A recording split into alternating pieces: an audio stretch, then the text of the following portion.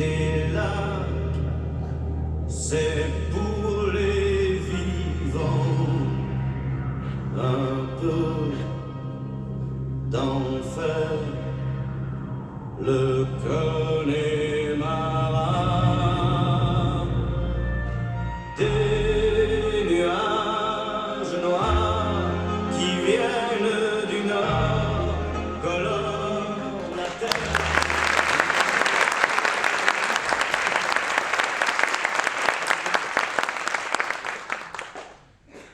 Ik ben in Gent. 31 december 2019, klok van 5:15. Ik ben op zoek naar inspiratie voor de nieuwjaarsconferentie. Op zoek naar inspiratie. Niet zoekend naar 2019, maar vooruitkijkend naar 2020. Ik ben op zoek naar inspiratie. Dat het overigens geen angstje mag gaan dan alleen gezondheid. Maar als er ergens met kapot gehouden is in 2019 is het gezondheid. En dat gaat in 2020 wel zo doen. Het is gezondheid wat de klok slaat. Vooral wat allemaal niet meer mag. En vooral als het allemaal niet gezond is. Gezondheid, gezondheid en gezondheid.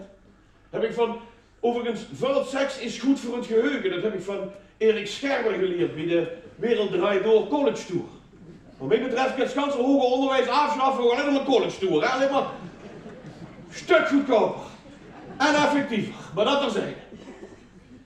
Van Erik Scherber geleerd. Veel seks is ontzettend goed voor het geheugen. Hè? Dus 2017 werd een fantastisch jaar. Gezondheid, alles wat vooral niet meer mag. Dat moet me vooral gezond. En ook regels. Allemaal regeltjes. Zelfs die regeltjes zijn ook in het theater binnengekomen. Regeltjes zijn allemaal in het theater binnengekomen. Ik moet ook zeggen, het gaat om de gezondheid. Je weet, zitten is het nu weer roken.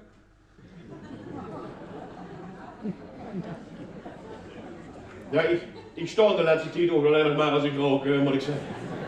En drank mag ook niet meer. Dus straks ook na de voorstelling, want dat het niet meer aan de alcohol, dat is niet goed. Wie helger nog nodig hebt. En ik zie ik nu al smachten. Dan denk ik gewoon even naar de Clement kijken, dan kan ik daarna een glas bier drinken. Dus anderhalf uur ben ik van een zeker daar, maar dan kan ik eigenlijk maar nee. Nou ja, eigenlijk Bas Gondelwoord, de directeur van dit fantastische theater hier, die heeft ook gemaakt zoals ze dat stukje over de alcohol uit de inleiding kunnen laten. Dat is niet goed voor de horeca omzet straks in een theatercafé. Dus dat zo willen weglaten. Vanuit de krant zei Bas, absoluut zo allemaal.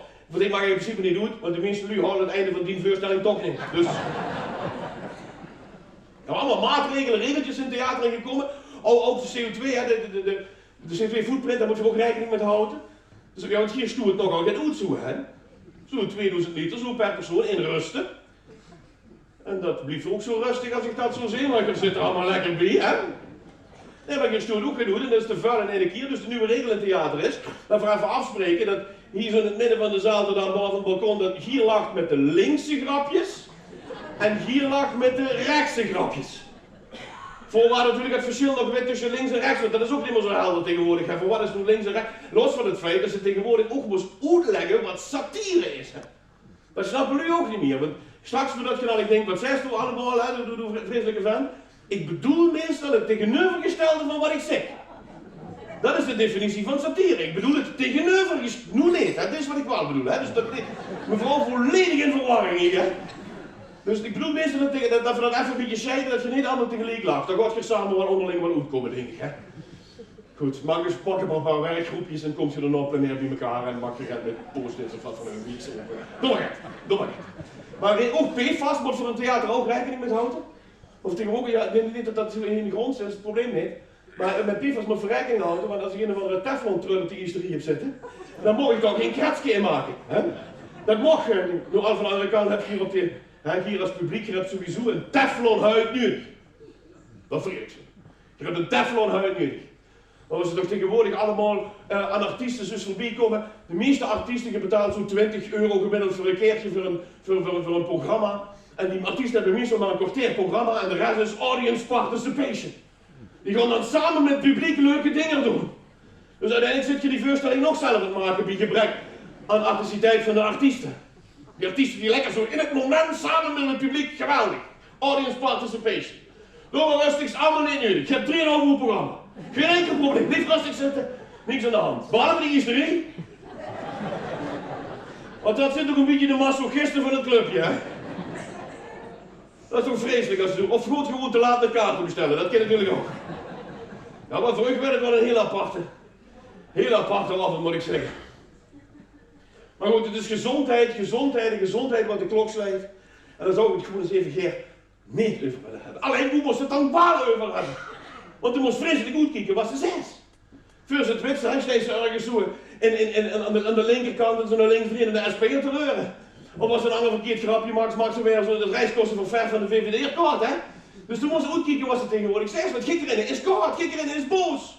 Dan hebben ze of ruzie hebben ze met boze witte mannen, of met boze witte vrouwen, of met boze zwarte mannen, of boze zwarte vrouwen, of met de genderneutrale. Los van het feit dat ik niet weet hoe die pissig moeten zijn, maar goed. Maar dan moest vreselijk goed kijken wat ze zegt, want first het witsteeds op social media. Hing ze door in de onderbroek op social media. Dan moest het echt mee kijken. Ja, ik vind dat niet zo fantastisch om in de onderbroek op Twitter te komen. Ja, Dries Roel vind ik wel. Maar goed, dat is ook geen business case natuurlijk. Maar Gikkerinnen is boos. Boos en gezondheid. Zo kent ze eigenlijk het ganse jaar wat samenvatten. En laten we toch niet aan denken dat het nieuwe decennium 2020 en verder ook alleen maar over boosheid en gezondheid gaat. Kijk, en dat gezondheid belangrijk is, dat is een feit, wat vriendelijk zijn. Jules Deelder is er het bewijs van. Als ze gezond leest, werd ze 75. Nou, Jules Deelder had er dus ook waar alles aan gedaan of niet. Maar die man niet allemaal gezopenheid aan gin en gesnovenheid. Nou, gesnoven. Die man had een eredoctoraat aan de Universiteit van Columbia. Jules Deelder. Het nieuws van het overlijden van Jules Deelder sloeg in Rotterdam in als een bom. Maar we bieden weer een nieuw centrum. De man had zoveel chemische stoffen in zijn lief, wie de crematie is gecremeerd in Rotterdam-Zuid. Met zoveel chemische stoffen stond het crematorium opeens in Amsterdam. Ik heb alsnog in Amsterdam terecht, Jules Deelder. Rotterdam is goed, Amsterdam is kut. Laten we de tering en de tyfus krijgen erbij. Hebben een goed hart, los alleen gekomen terug, hangen dat de honden erbij kunnen. We worden bezig met een kinderprogramma. Dit wordt het laatste gedichtje van Jules Deelder. En ook Martine is voor de bijl gegangen. Altijd hun eigen boontjes gedopt. Beentjes gezweet op het podium. En uiteindelijk moesten die ronde van Aken hebben. En ook de carrière van Rutger Hauer zo niet meer in de lift. En deze ben ik toch benieuwd of er... Wat? Fred Emmer, goed zo. Ik zal het even voor de jongeren uitleggen. Allebei. Fred. Door. Fred Emmer was een soort voorleesvader van het NOS-journaal in de jaren 70, midden jaren 80. Dat was Fred Emmer. En uiteindelijk wordt het natuurlijk dit jaar 2019 de druppel derde. Audience participation, geweldig! Fantastisch! Maar het leuke is, voor de mensen die dat nog weten, Fred Emmer, daar is geen bijzonders meer aan de hand. Hij loost niet alleen netjes journaal, er is geen bijzonders meer aan. Hij begon namelijk wel zijn carrière als voorleesvader bij de NOS, begon hij vieze boekjes te schrijven. Ja, vieze boekjes. En dan wanneer hij denkt van, ik ben maar behoorlijk vieze boekjes. Echt erotische romans schreef hij zogenaamd. De vieze Emmer.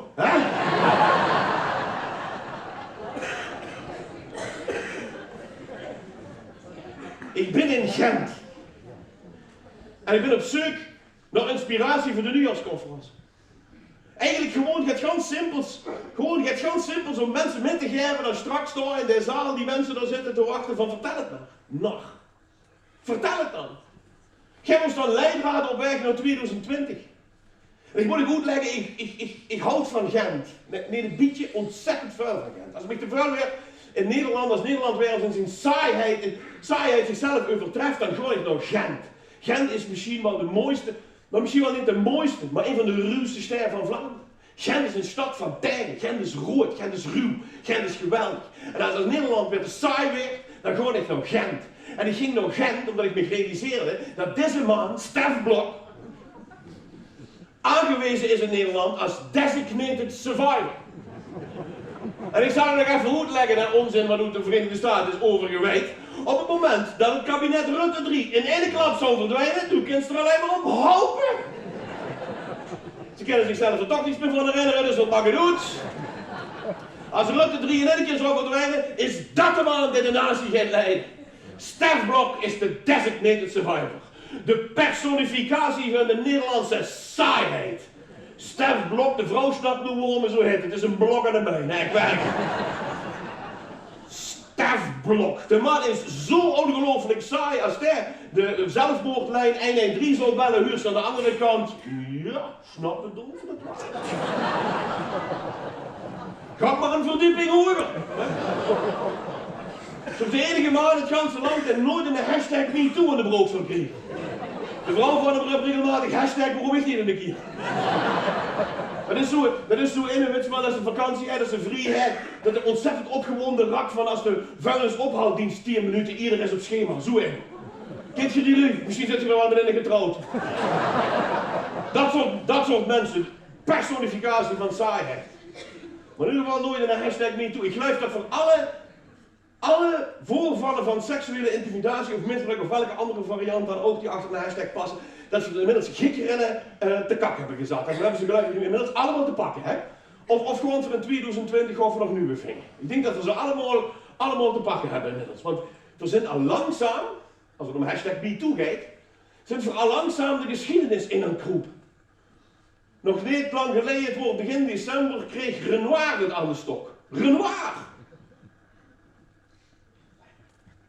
En die zitten maandag aan te kijken, ze wat hij aan een auto noemt met hashtag MeToo, maar dat is Renault. Renault, dat is... Renoir. Renoir, dit is Renoir, Auguste Renoir. En zelfs Auguste Renoir werd aangetikt voor hashtag MeToo. Waarom? Omdat Renoir op het einde van zijn leven alleen nog maar bijzondere naakten maakte. Maar wat wordt echter, hè? Renoir houdt reuma. Heel fors en sterk reuma. Enorm pijnlijke reuma. En hij kost niet meer fatsoenlijk schilderen. En als we eerlijk zijn, als ze dan toch nog wil schilderen, want Renoir wil schilderen, dan kan ze beter naakt te schilderen. Dat is een stuk makkelijker dan u met klei aan, toch? Ja, tenzij ze Betty Bracht naakt schildert. Dan moest het toch weer... zo'n hoop vouwen erin zitten, hè? Krakkeleekus, ja. Maar Auguste Renoir, hashtag MeToo, misbruik van vrouwen. Maar dat is mooi, als we de ganse geschiedenis ook even doen moeten over de hashtag MeToo, dan zou ik zeggen, wie die pakken van een Rubens aan. Hè? Want dat is toch ook een orgie die ze niet nog in de 1450 Christus, hè? Laten we eerlijk zijn. Dat is toch ook bijzonder werk, en ook vunzigheid in elkaar. En wat Picasso hiermee bedoeld heeft, is mij ook eventjes een raadsel. Ook heel bijzonder. Hashtag MeToo in de geschiedenis. Hashtag history. Zelfs het woord goud mogen we niet meer gebruiken. Amsterdam Museum heeft het woord goud weggehaald bij de eeuw. Gouden eeuw. Dat mogen we niet meer gebruiken, de gouden eeuw.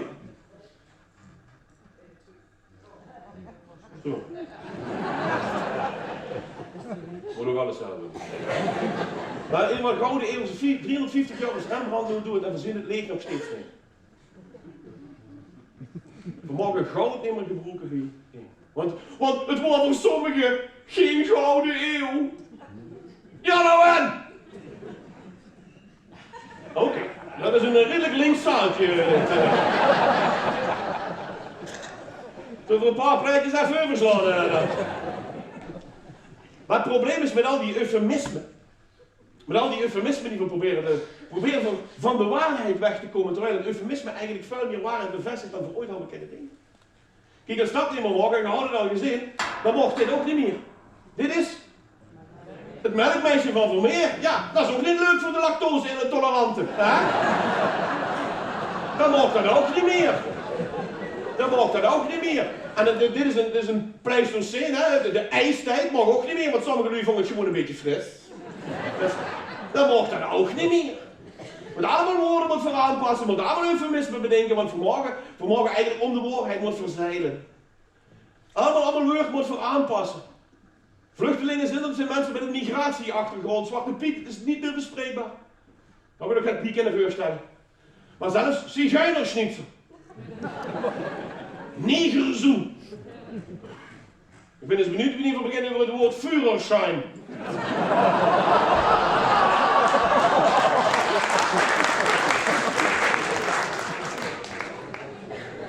Maar zelfs de helden, mogen we in die zin niet meer eren. Daar mogen we het niet meer over hebben, want dat linkt allemaal aan het slavernijverleden. Ja, natuurlijk, dat is niet jij om trots op te zijn. Maar dat moet we gewoon onder ogen zien. Ja, slavernij, Nederland het slavernijverleden. Laten we eerlijk zijn, we hebben niet echt we hebben er niet in gehad, we hebben meer die lui verveurd.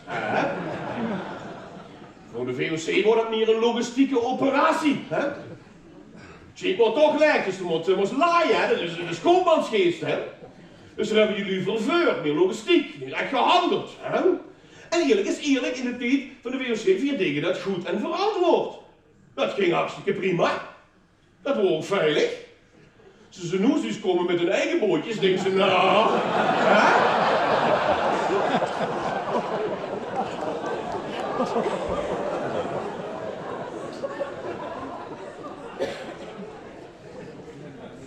Maar zelfs als helden mogen we niet meer hier met Michiel Adriaenszoon de Ruiter. Mogen we niet meer over kallen. Voor de Ruiter mogen we het niet meer hebben, tenzij we refereren aan hagelslag. En overigens mogen we het alleen maar hebben over melkhagelslag, hè? Want puur is te zwart. Puur is te zwart. Dat mag niet van die jongens van Denk. Hè? Ja, dat is ook satire, maar dan politiek, hè? Zichzelf nog het nummer en het tegenovergestelde doen.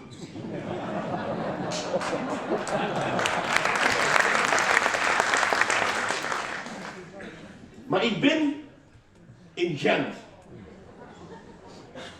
En ik wil je gewoon uitleggen waarom ik in Gent ben. Er is iets heel bijzonders gebeurd. Midden oktober.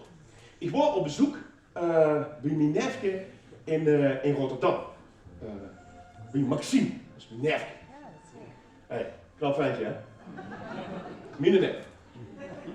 Ja, knap je dat je toch nog iets zegt. Hè? Heel spontaan wat je doet, ja. Ik vind het een ontzettende knappe vent. Want ik ken allebei de ouders.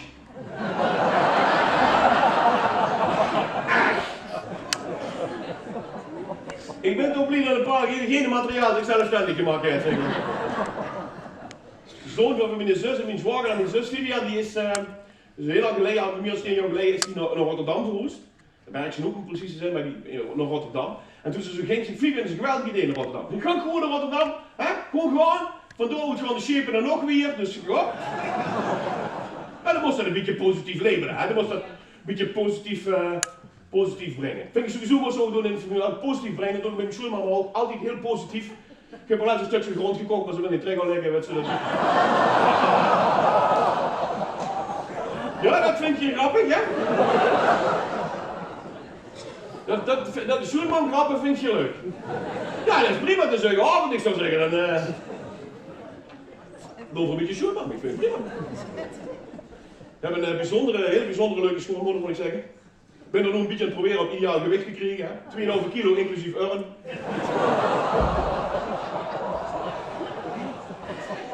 Ja, dat is wel meer gevoel voor u, man. Ja, ik heb er voor een die is te regelen. Ik sta ook op die 3 steunlijks en nou die schoonman moet er zitten. Ja. Ja, dat is een heerlijke schoenman, die heeft die kleine moet gaan kopen in de campingwinkel. Nou, ik heb een hele leuke show. Ik moet mijn schoenman altijd vertellen, die heeft al jarenlang heeft ze er last van gehad. Zei ze, waarom zit ze nu allemaal op het toneel, maar die vieze smerige grappen heeft te maken. Ik zeg, dat trekt hij nu niks van aan te lezen. Dat is niet overdeegd, dat is alleen maar om de lute te lachen. Daar bedoel ik verder niks van. En hij heeft ze echt lang wel over gedaan om dat nog een klein beetje te accepteren. Schaamt zich al die hartstikke kapot. Dus, maar inmiddels is er zoiets, als ik dan hier lig zo te blaten, dat ze dan zegt, oh, dat is cool, lute lachen. Ik ben er niks van. Maar ik ben het recentelijk gewoon mijne. En dat heb ik je niet verteld. Ja, ze hebben allemaal zo, ik zit te klieren, want heb ze dan een foto van mij, ik zoek de schoorsteenmantel zo. Zeg, ja, dat wil de king op het vuur weg.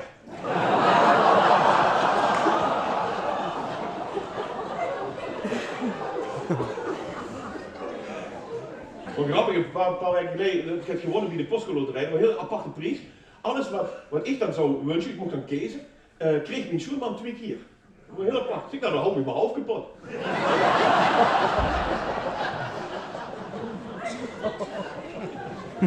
En ik hoor Maxime in Rotterdam. En Maxime zei, oma Raymond, ik heb een leuk grapje. Ik zeg, wat heb je een leuk grapje aan? Ik heb een leuk grapje met dit shirt. Ik zeg, wat kan ze doen grappig zijn met dat shirt alleen aan? Nou, let maar op.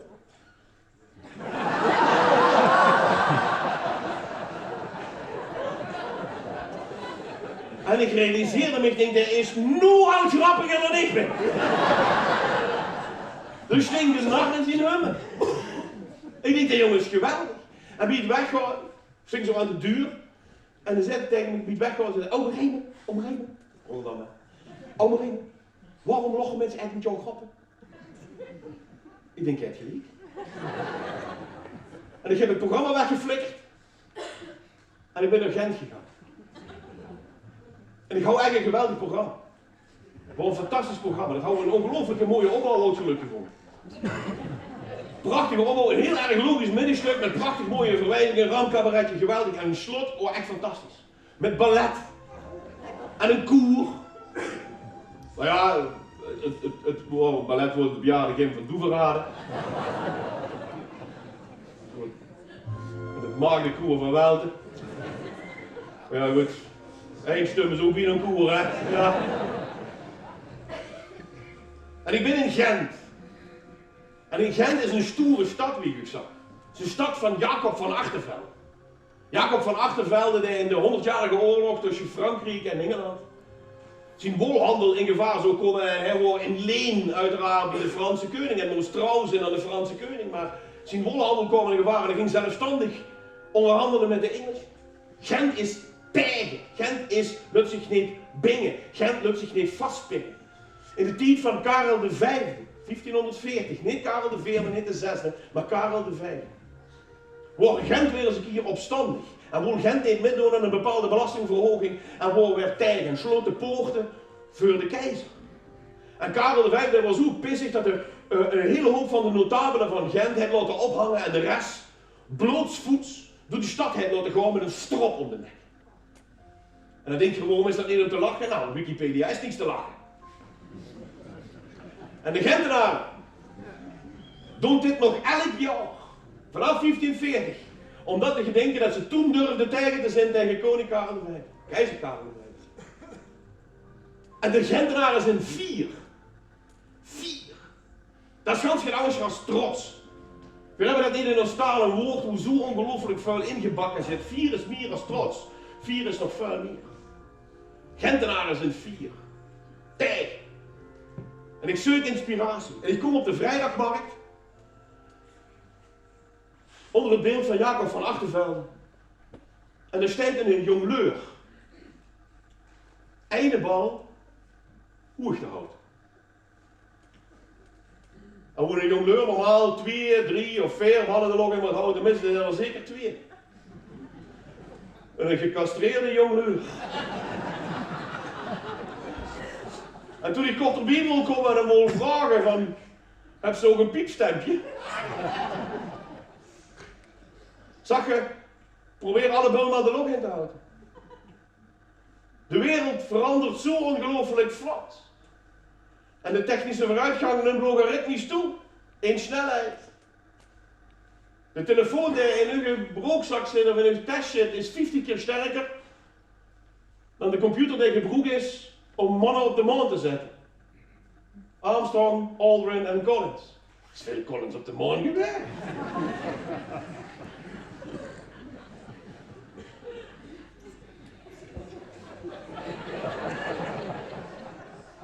En een jong leraar met in de bal. Probeer alles allemaal in de lucht te houden tegenwoordig. In alle rollen die we hebben. Voor zijn vader, voor zijn moeder, voor zijn kind, voor zijn echtgenoot, voor zijn werknemer, voor zijn baas. Het is niet voor niets met zoveel prikkels. We krijgen meer prikkels binnen per dag dan in de middeleeuwen in zijn ganse leven. Probeer al die prikkels maar eens te verwerken. Probeer al die ballen nog maar in de lucht te houden. Probeer al die ballen maar op te vangen. Al die rollen die we spelen.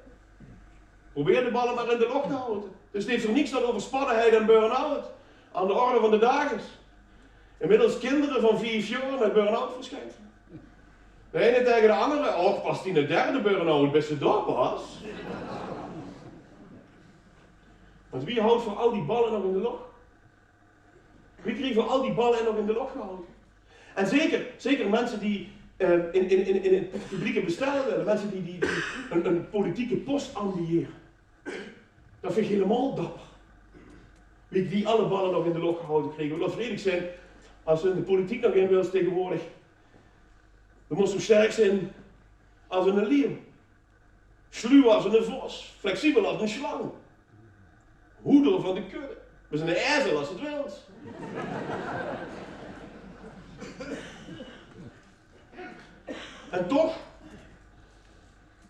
En toch, veel is wel overigens dat ze als ze in de politiek zit, stap je nooit in de hernia. Want heb je toch in de rug gehoord. En toch in Heerlen willen een nieuwe burgemeester. En ze roepen het hel. Ja, in Heerlen is gewoon een aparts aan de hand, hè. Ik weet niet of jullie opgevallen is, maar er waait een beetje een nationalistisch windje door Heerlen. Heerlijkse wind, maar dan gaat nationalistisch. Een beetje zo, men probeert aan alle kanten een hoop trotsheid op te kloppen. Onze wethouder Jordi Clemens, geen familie, naast geen thee, geen familie. Die probeert vlaggen te promoten, dit is de vlag van Heerlen. Hij probeert vlaggen te promoten en dus overal elke foto dus op social media langskomen, zegt Jordi achter een vlag zo, kijk net boven de vlaghoed. Ja, dat is ook een grote vlag, dat is ook een hele grote vlag, dus dat ligt niet aan Jordi. Maar overal proberen ze dit, en dit is dan de vlag van Heerlen, dit moet het dan weer, en dat voor de mensen die geïnteresseerd zijn in de heraldiek. Oké, volgende. Dat blauw dat staat voor het noeste arbeidersverleden van Heerlen. De gele adelaar, die staat eigenlijk voor dat verwiesde Romeins verleden. En ik interpreteer maar even zelf, ik denk dat de adelaar naar links kijkt, dat moet dan representeren een beetje de politieke kleur van de Heerlijkse Raad. Dat is naar links toe. En dat de adelaar die tong uitsteekt, dat is waarschijnlijk van wat de rest van Heerlen ervan vindt.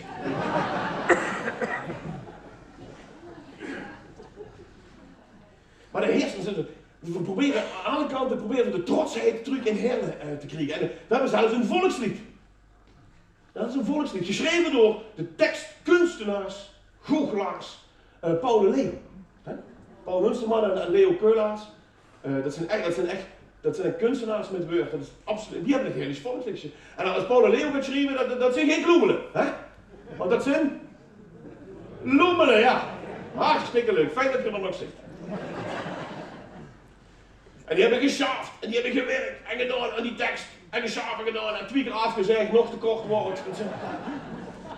En dan komt dan een refreintje uit, of in het refreintje, en anders geluid je nog niet, dat schrijft er echt in, en dat moet dan over Heerlen gaan, en dat is bouwen, knokken, werken, druimen. Dat is dan het refrein van het Heerlijks volkslied. Ja, dan ben ik zo aan Heerlen, hè. Bouwen, knokken, werken, druimen, dat is Heerlen. Ik zou hier dus schrijven met ze slopen, vrekken, zeiken en zeumeren. Weet je, dat is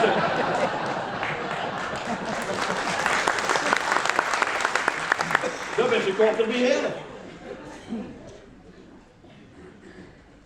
En toch wil Heerlen een nieuwe burgemeester. Sterker nog, staan er 2 sollicitatierondes voor nu. En Heerlen wil het halen. Ze willen een nieuwe burgemeester. En de burgemeester die moet contact hebben in Den Haag, die moet verstand hebben van regionale subsidies en grote projecten, die moet aandacht hebben voor het kleine. En die moet menselijk zijn en verbinden, die moet een pot lie met weet ik wat hij moet doen. Dat moet gebeuren. En Heerlen wil het halen. Hel, dat zijn de nieuwe burgemeester. Ze roepen het zelfs zo hel, dat is het zongegeluidinstallatie in Kerkrauwhuurs.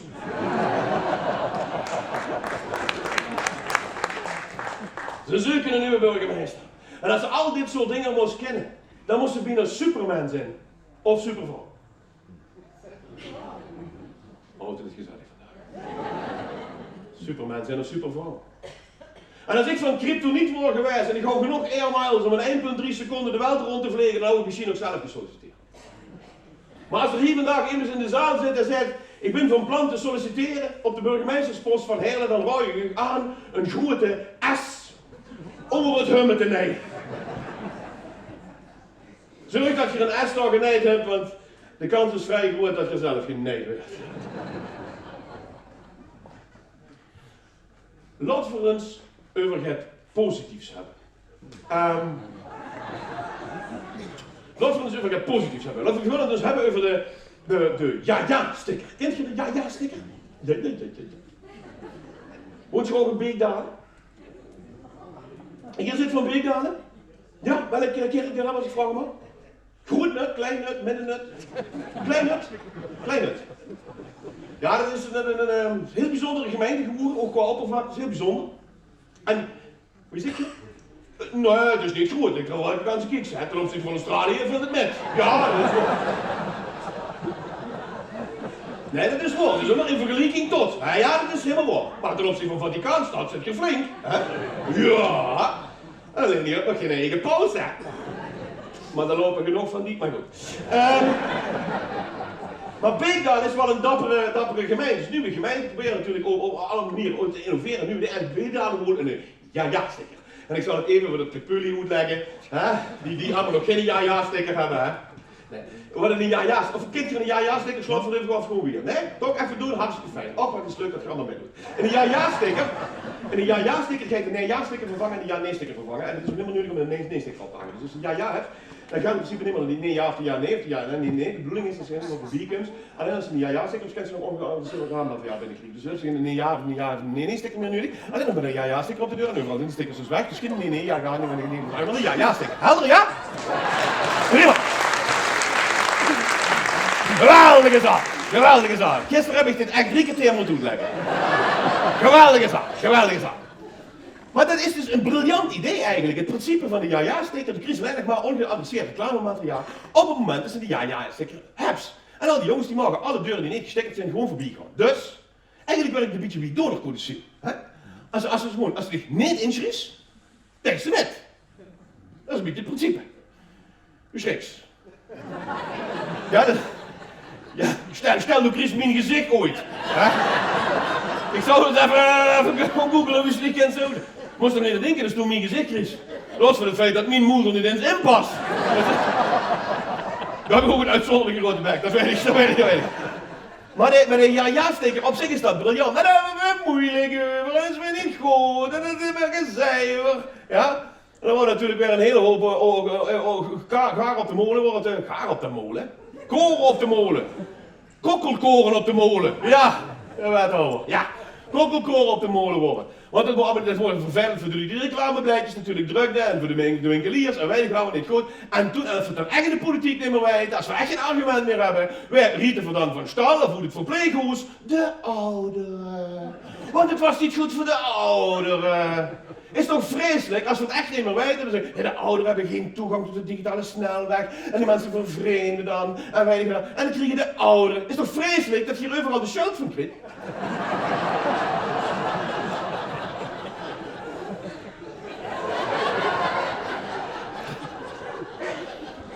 Ik vind dat echt heel laf. Dat is gewoon. Maar het is gewoon eigenlijk een fucking briljant idee. Het is hartstikke goed. Er zijn mensen die blijkbaar zwaar willen. En als we een beetje zo met een aantal mensen in Beekdalen bij elkaar optellen, dat scheelt 33 kilogram papier per huishouden. Dat is 60.000 kilo papier, ongeveer een beetje omgerekend, pak nog niet met een kilo, voor de hele gemeente Beekdalen en de populatie. 60.000 kilo papier. Er gaat ongeveer 250 kilo papier in de bouw. Dus dat betekent, als je dit zou stellen naar het niveau van Parkstad, met alle huishoudens in Parkstad, kunnen ze dus 12.000 buim per jaar sparen door een simpele stekker. 12.000 buim. Er gaan 150 buimen in een hectare. Als je dat 10 jaar deed, dan is 80% van Beekdalen weer bus. Dan lost er een paar problemen in een keer op, zou ik zeggen. Los het zo maar even in een keer op. We vragen weer alleen af bij Beekdalen hoe gaat om het ongeadresseerd reclamemateriaal. Of ze door met willen peilen of ze wel of niet die Parkstad willen. Ja, nee, ja, nee. Nee, ja, ja, nee. Als ik in Gent ben, dan ga ik altijd naar de Baafs. De Baafskathedraal. Dat is een prachtige kerk, midden in het centrum van Gent. Met een prachtig interieur. En als je hier zo links doorloopt, zo de gang achterlangs, of de chip langs, dan hangen alle oude bisschoppen van Gent van die jaren hangen daar neven elkaar. Dat is een geweldige kerk. En als ik dan in die kerk ben, achter in de kerk, kan je ook altijd kijken naar het lam Gods. Van de broeders van Eyck. Je kent het. Het lam Gods. Dat is fantastisch. Dan ga je achter in de kerk, moest even extra entree betalen. En dan moet ik ook al die panelen mogen kijken. En het grappige is overigens, als je boetekums realiseert dat dit alles een replica is, maar dat terzijde, ik wil het de lol niet bederven. Maar goed, en het mooiste paneel is het Lam Gods, dat is het paneel hieronder. Voor de gebroeders van Eyck hieronder, dat is het Lam Gods. En dan snap ik wel natuurlijk dat ik moet uitkijken, dat ik wel met gelijke matigheid als het gaat om de wereldreligies. Dus als ik bij het Lam Gods gewerkt ben, ga ik ook even naar het Lam Kebab.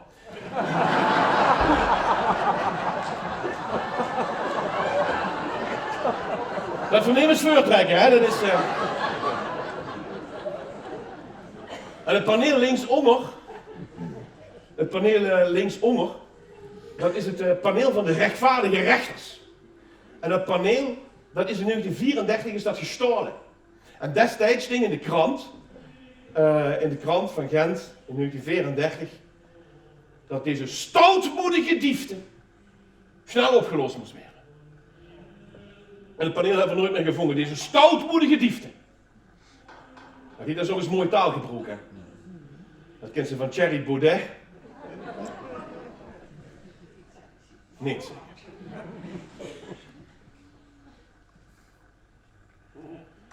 De zwaluw van Peterka is hoog gevlogen, waarde broeders en zusters. Nu wij hier staan op de puinhopen van deze os van Knossos in deze kwimvibrerende samenleving. De otto-badonistische contradictie, die tot een goleo-fascistoïd construct geworden is, vrienden. Daarom zeg ik, sta op. Ook gij in de rolstoel.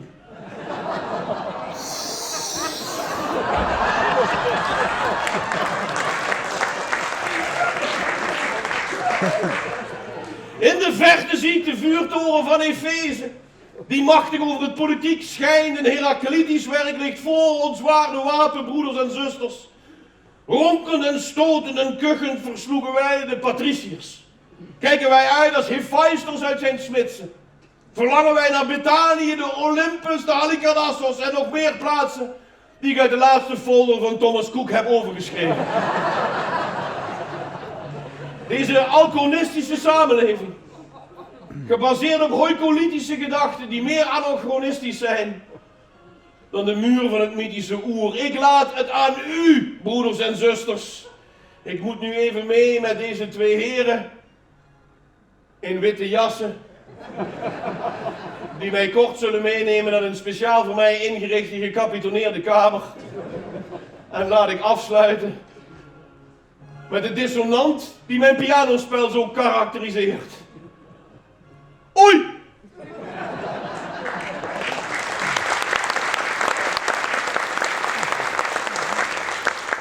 Maar het paneel van de rechtvaardige rechters is al sinds 1934 is dat weg. Maar van de andere kant, we hebben nog rechtvaardige rechters voor nodig als we deze wereldleiders hebben, toch? Laat het eerlijk zijn. Zo zo de cast van de nieuwe Muppet movies in, hè?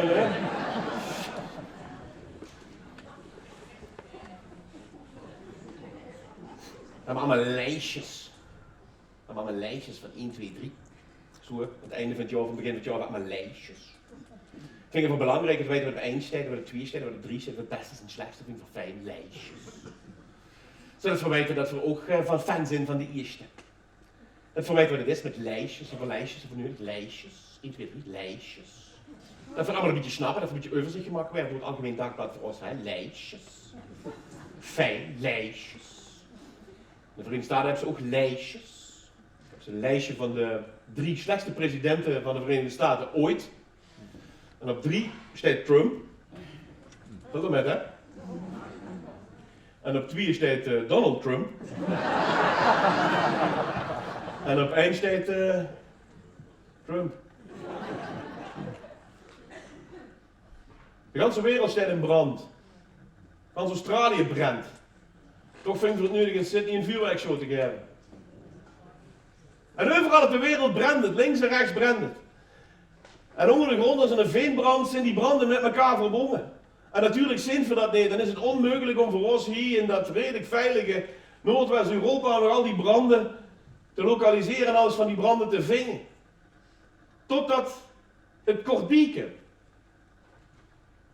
in april van 2009 brandde de Notre Dame. Toen voelde het dat het erg Kortbieke, omdat de wortel van onze eigen beschaving in de brand stond. Het is niet de eerste keer dat de vlam in de pan ging in Parijs. Maar de Notre Dame brandt. Die Notre Dame die... In al die jaren dat ze daar stijgen, bijna meer dan 1000 jaar al daar stijgen, zoveel theater heeft ze in langskomen. De Notre Dame ligt in de scène, hè.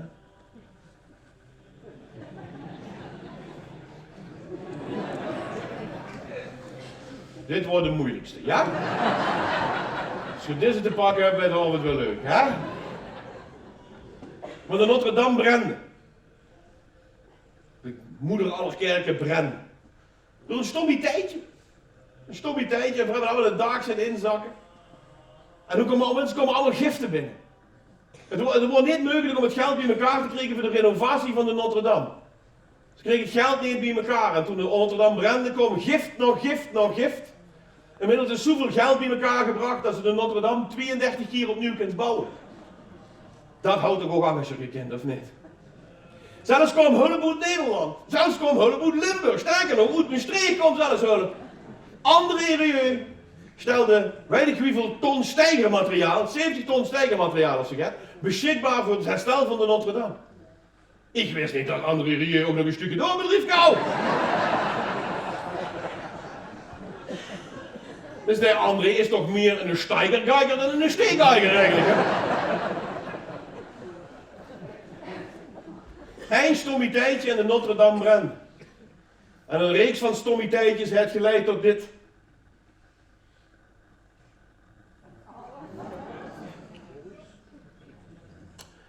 Het is namelijk ontzettend lastig om het juiste hokje aan te kruisen.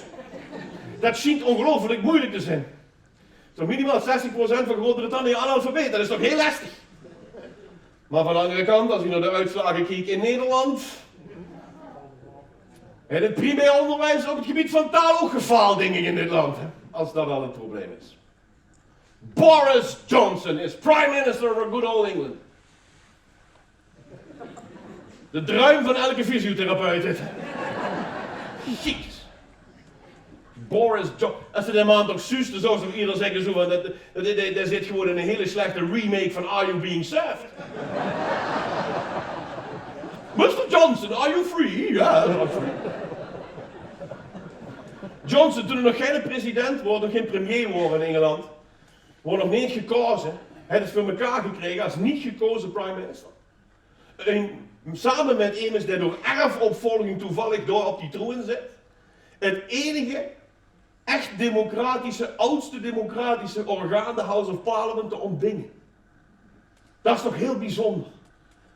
Als ze dat voor elkaar krijgt. Ik denk dat Churchill, die dreigt zich om in zijn graaf. Never was out so few to so many. We moeten die Britten gewoon kloeten. We moeten die Britten gewoon kloeten. Als die dan per se weg willen, dan laten ze nog maar gaan. Maar op het moment dat de Brexit en de datum stijgt, dan moeten we ze gewoon kloeten. Dan moeten we gewoon afspreken dat we gewoon in Nederland aan de kust, de Belgische kust en de kust van Noord-Frankrijk, dat we op dat moment tegelijkertijd allemaal de wc doortrekken. Dan zit Engeland zo weer aan het vasteland vast.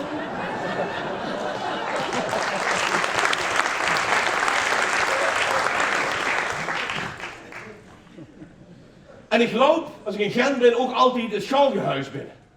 Voor mensen die Gent kennen, het Schalgehuis is de kleinste kroeg. Het is de kleinste kroeg van Gent. En dan moet je je voorstellen, klein. Ja, heb je er klein te pakken? Ja, en dan een beetje kleiner. Ja, door de helft van. En dan nog een klein beetje inschikken. Dat is een beetje een hele kleine kroeg. Heel klein. Als je een halve liter bier bestelt, moet de venster open. Dat niveau, hè? Dat is een geweldige kroeg. En ik wilde binnen en ik moest aanbellen om binnen te komen. En ik weet niet meer, ik heb een hekel aan deurbellen in het algemeen. Ik heb een hekel om te moeten bellen, de kroeg binnen te gaan, vreselijk. Maar om aan te bellen in het algemeen. Ik weet niet, ik ben de enige die daar last van heeft. Ja, nou ja, goed, prima. Mijn therapeut zei het kalderen van, nou dat kan ik dan ook doen. Ik heb een ongelooflijke teringtyfus hekel aan een bel. Aan bellen in het algemeen. Die Ostoes geeft die bel altijd op het moment dat het mich niet doet. Ik weet niet wie dat jeugdtoes is, maar die geeft altijd als het best niet goed komt. Wir hebben toes waarschijnlijk een artificial intelligence bel. Die via het World Wide Web met wifi en camera's verbonden is. Dat ze boete kunnen gewoon kijken van wanneer het mich echt niet goed komt. Op dat moment weer een hete pan pasta snor af te gieten. Of ergens een kleine met aankleedkussen op een commode heb liggen en proberen is alle Herman Brood een beetje de zwaartekracht te tarten. Ja, of dat ik midden in een opvoedkundige speech zit, want daar heb ik er een paar briljante van, kan ik je vertellen. Waar op het hoogtepunt van mijn speech ben, retorisch gezien, dan gaat altijd die kutbel. Ding dong, altijd op dat moment. Vreselijk. Vreselijk. En dan kan ik gruin en ger aan erger. Als die bel altijd gaat. En hoe ging de bel? Ik maak die deur open, steekt een heilsoldaat voor me. Een heilsoldaat. Meer de Major Boshart 3.0 eigenlijk. En ik kijk in school, ik denk, nou, heilsoldaat, dat gaat in het uniform van een heilsoldaat. Nou, gewoon in de uitverkoop van carnavalswirts. Hebben ze zich bij elkaar gezeumerd. En wat er niet bij past, houden zich in Sittard op het Oktoberfest gehaald. Dus ik denk, dat is geen heilsoldaat, zeg. En ik kijk nog eens, ik denk, dat is helemaal geen heilsoldatenuniform. Dat is weer van carnavalswirts, dat is gewoon de Weermachtuniform van opa. En die houdt zo'n geïmproviseerde collectedoos bij zich. Nou ja, gewoon hier een Tupperware doos met een looktre. En dan zei het, geld. Ik zeg, vriend, wist u niet dat we hier in deze regio gewaarschuwd zijn door de krant voor nepcollectanten? Och, zetten, dan moest je alles geluiden wat in de krant staat. En zeker doen niet. Dus ik heb er maar een euro in gegooid en gezakt verder prima. En ik loop langs het Galgenhuis en ik huur een heel lekker jazzmuziekje. Een jazzmuziekje! Sorry, geen per ongeluk. Geen per ongeluk.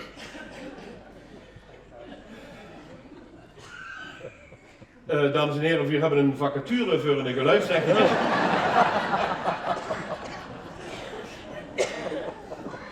Maak je maar geen zorgen, Rob, de mocht gewoon nog met gaan, jong. Het verslagverrekening er enige hoeveel subsidie over kregen, dus Jezus, ik heb er zo ingewikkeld zin, zeg. Een leuk, lief, mooi jazzmuziek.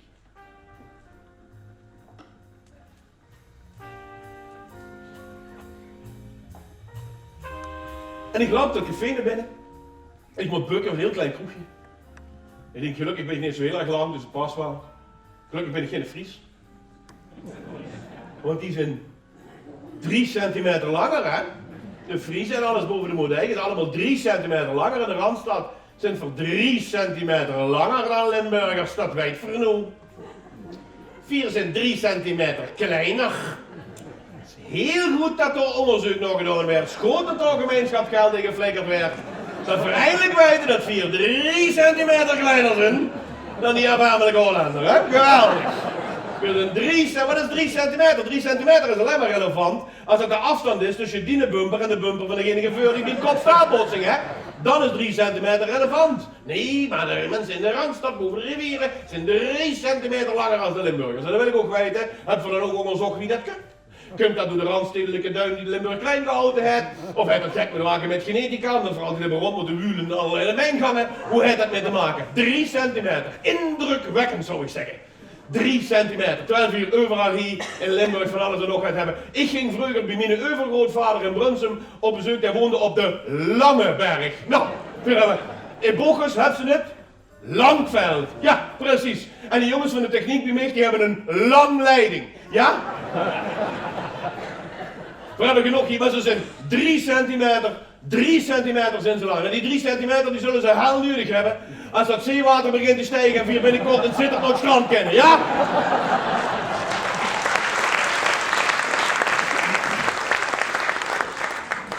En ik sta in die kroeg en ik bestel me een glaas bier. En ik huur van de andere kant van de bar iemand zeggen, allee, zoals je dat wat doen, hè, alleen de alcohol, dat maakt meer kapot dan goed is. Hè. Ik zeg, ja, zeg, het huwelijk maakt meer kapot dan drank goed kan maken. Dus, En ik kijk, ik denk, oh, dat is een gezondheidsfreak zo in. Hè. Zo'n vegaionair in, hè. Ja, geen vlees eten en zien dat dat goed is. Hè.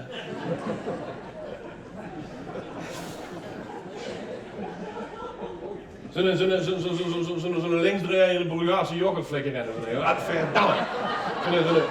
Zo'n gezondheidsfreak in. Wat houdt hij voor zich staan? En ik heb je nog zo voorgenomen, richtig niet te vuil op vanavond. De sipte, want drinken kent ze dat niet noemen, de sipte aan een munt thee.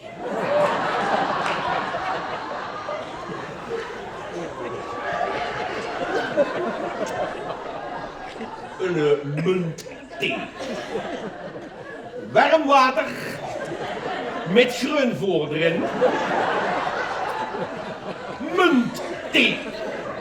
En ik ben opgevoed met de stelling, thee is verkrankelu, hè? En die wordt aan het sippen aan de munt thee. Als ik gek debiel vind, is het munt thee, werkelijk.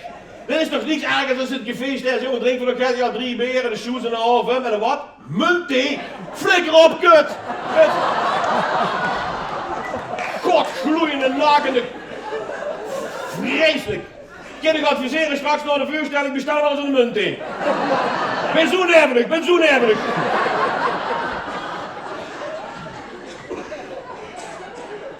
Munt thee. En dat mensen munt thee drinken, weet je, dat vind ik dan bijna nog totaal toe. Dat kan ik nog net afslikken. Maar het allervreselijkste aan munt thee is, dat er altijd een horeca ondernummer is, dat ik voor warm water en een paar brandneten en een $4.50 durf te vragen. Dat vind ik nog erger.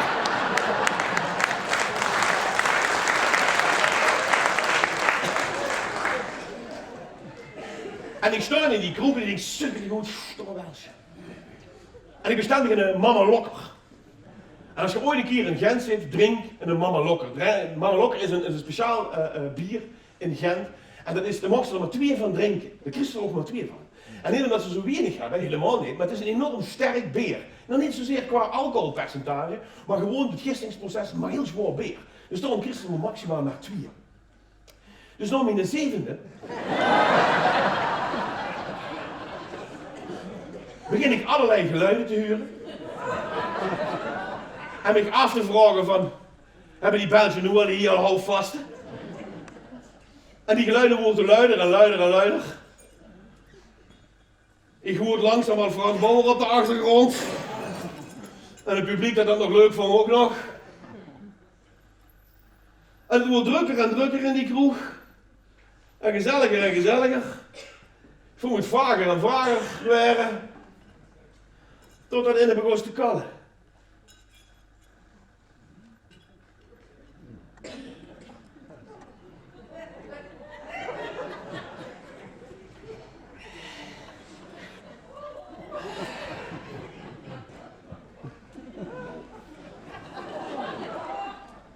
Ik heb het niet zo op carnaval. Carnaval wil ik zeggen. Ik heb het niet nodig om 3 dagen per jaar met een maskertje op te lopen. Hier wel geluid.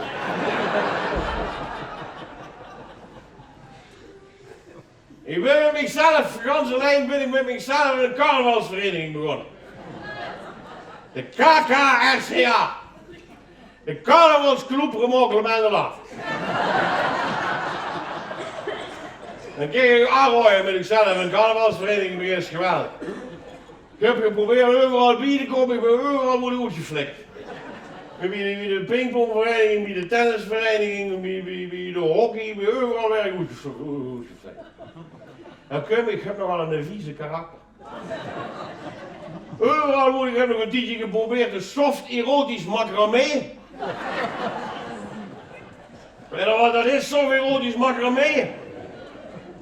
Ze verwarmen op 24 en kruipen.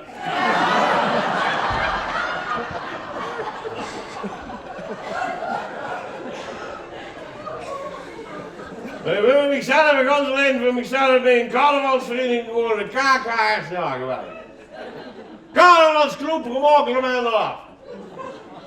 Fantastisch, hè? Op de vergadering hebben ze ook nooit zeker bij Prins moet werden.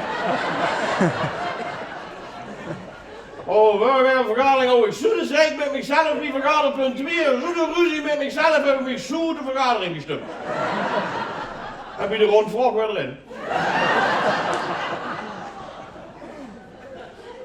Ja, geweldig. Ken ik gaan rooien voor jullie hoe de vieze karakter hebben. Begin met ikzelf en gaan ze alleen een carnavalsvereniging. Ken ik gaan rooien.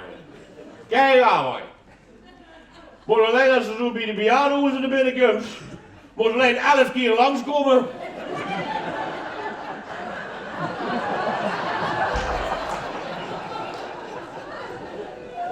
Want heb zo'n 50 consumptiebonnen te pakken.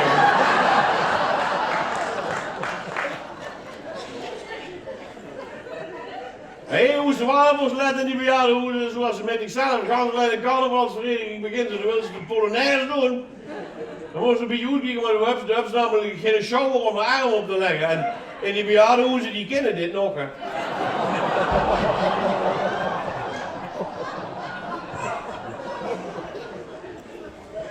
Oh ja. Oh ja, dit jaar over Lustrum. We bestonden 11 maanden. Een geweldige lustrumzitting over, geweldige zitting, nooit zo'n goede zitting gehad. Oh, die is niet. Een geweldige zitting, oh, geweldig, oh, fantastische artiesten over, geweldig, oh, Gilbert Petit over en Huub Stassen. Die hebben een vuurspuuact ingestudeerd, geweldig. Maar dan vroeg zich af waarom ze een ambulance, dat ze dun langs moeten rijden, dat snap je. Maar op dat moment was er nog niets aan de hand. Ik was zelf prins. En ik hou mezelf zo onherkenbaar ingepakt in 7 lagen zilverpapier. En ik hoor nog eens opkomen vroeger wie oma Willem, met door zijn papier instappen zo. Maar door die 7 lagen zilverpapier, moet ik waarschijnlijk een minuut of 5 geen zuurstof meer gehad hebben.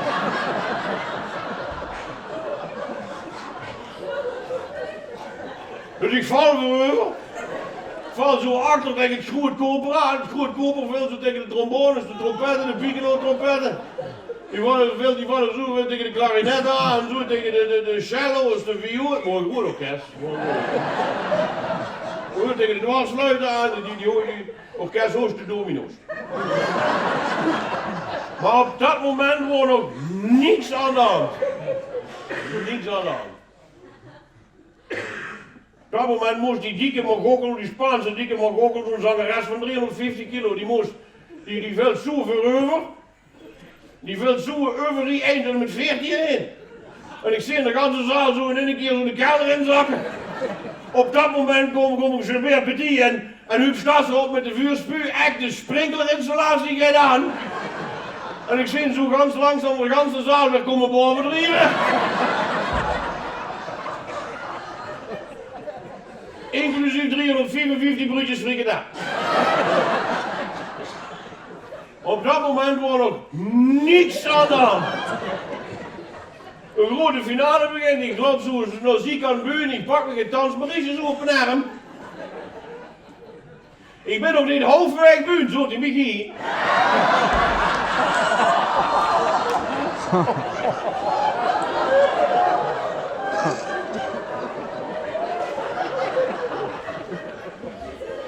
Oh, ik werd een tweedehands uitgelabberd eigenlijk.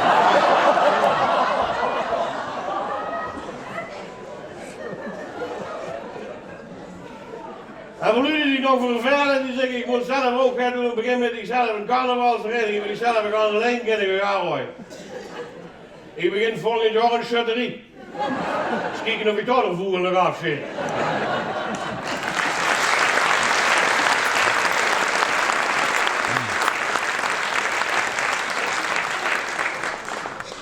En ik loop door en ik loop in de richting van het Gravensteen. Het Gravensteen is een steen, een sterk huis, een kasteel midden in Gent. Het Jacoba van Beieren heeft daar nog opgesloten gezeten. En ik loop er naartoe, en als ze er naartoe wil, dan loopt ze over de Vleeshouwersbrug. En bij die Vleeshouwersbrug kijk ze zo uit op de vismarkt. En ik kijk zo over de leien heen en ik zie ganz langzaam zie ik een ballon in de richting van het water gaan. En ik bedenk me geen seconde. Ik spring in het water. En ik zie in dat ik het water springt een vrouw uit dat mensje. En ik zwem naar die vrouw toe, die pakt die vrouw vast. Die is heel zwaar, ik probeer hem aan de kant te krijgen. En die klemt in een ander beeld vast. En ik trek er zo op de kant. En ze in een van een lode beeld heeft ze vast. Bleek ik godverdomme Marijke van Helwegen gered heb.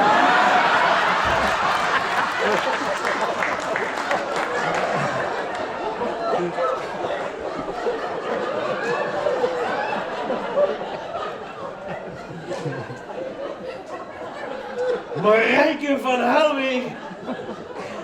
Marijke is geboren in Helle, hè? Dat weet je. En ik heb van Helle gezegd, maar ik heb het misschien ook even vertellen, niet? En Marijke is daarna die is opgegroeid in Geleen, die is gaan werken bij de DSM destijds. Waarschijnlijk ook de plaats waar ze de eerste keer interesse in plastic gekregen heeft. Marijke van Helwegen heeft een lode loekie. En ze moesten Marijke uitleggen dat dat geen compliment wordt. Maar voor Marijke maakt dat allemaal geen fluit uit. Voor die sturren van Helwegen, dat maakt er allemaal helemaal niks uit. Maakt er allemaal geen fluit uit. Ze staat nu in het Rieke bij René Vroger en Jantje Smit. En ze is hartstikke trots, want die hebben ook de... Ja goed, dat ze in dat Rieke, dat ze er trots op is. Kijk, dat is helemaal beter als het Rieke Hitler, Stalin, Mao Zedong, dat snap ik. Maar de was ze wel zo trots. Ze was zo ongelooflijk trots. Marijke van Helwegen is de enige vrouw in Nederland die voorbij overlijden meteen in Madame Tussauds kunnen neerzetten.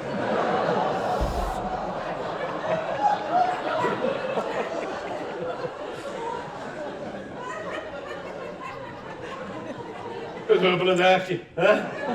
Dan moet je toch niet aan denken dat over 200 jaar een archeologen zo met zo gaat beginnen te boeten ergens en Marijke van Helwegen opgraven, hè?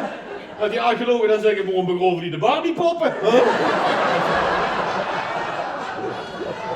Kijk, die geeft nog met.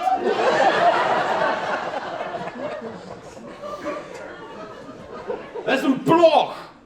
Dat is een ploeg voor elk televisiescherm, die vrouw. Zelfs negatieve aandacht is goede aandacht. Misschien is dat ook wel tekenend voor 2019 en hopelijk niet voor de rest. Negatieve aandacht is oude aandacht, dat is een ploeg. En er komen nog al geen ploegen over ons. De meest akelige ploeg die nu voor ons ligt en straks weer in de zomer van 2020 weer actueel zal worden, is het Mediterraans draaigatje. Ja, zo heet die krak. Zo heet die krak, een Mediterraans draaigatje. Vraag me af waarom zo aan de naam komt. Ik weet niet waarom het Mediterraans draaigatje heet. Maar dat is ik denk dat onze Leeuweneer ons met plagen probeert het duidelijk te maken. Want je dacht dat de eikenprocessierups, en dat die teken die de Lyme ziekte, niet dat moet tegenaan te storen, hè, dat bier, hè? Ja, die teken. Ja. Dat een plaag wordt, maar ik denk dat onze Leeuweneerders dan proberen ons met via allerlei oude testamentische plagen natuurlijk te maken. En kikkersturen heeft geen doel meer. Kikkersturen heeft geen doel meer, wie je dat toen een keer gedaan heeft. Dat heeft geen enkel doel meer. Kikkersturen heeft geen doel, want verkwaken allemaal de hele dag, dus dat valt niet op. En hagelstormen heeft ook geen doel, want bij de minste of geringste windvlaagje is het code oranje in het land en hier de treinen niet, dus dat heeft ook geen enkel effect.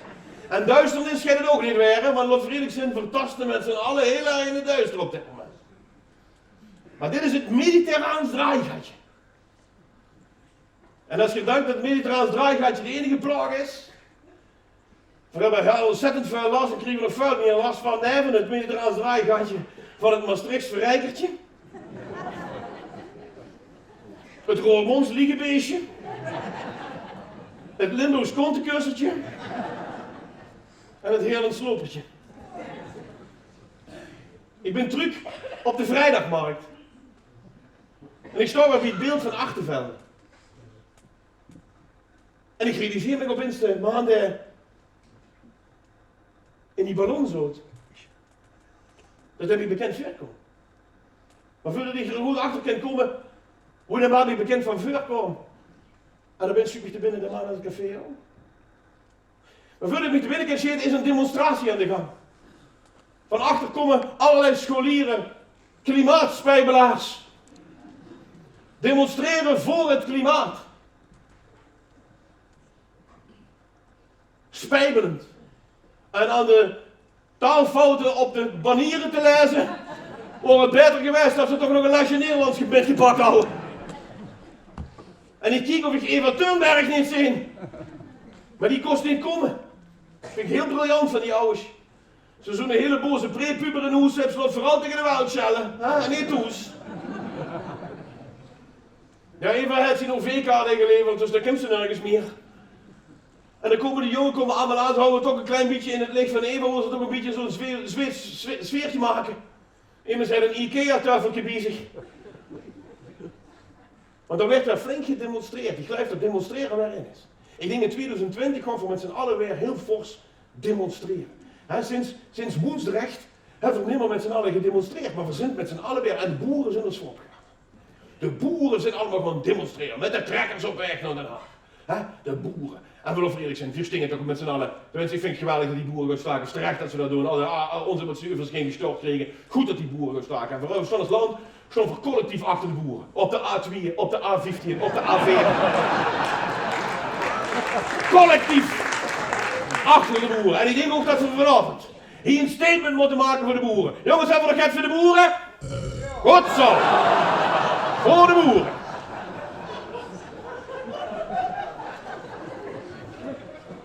Demonstreren. We moeten met z'n allen gewoon demonstreren. Dat doen we voor Nederland, doen we dat semi-ordelijk, want dat hebben we afgesproken. En daarna hebben we zo'n klein trapveldje, dat noemen we het Malieveld.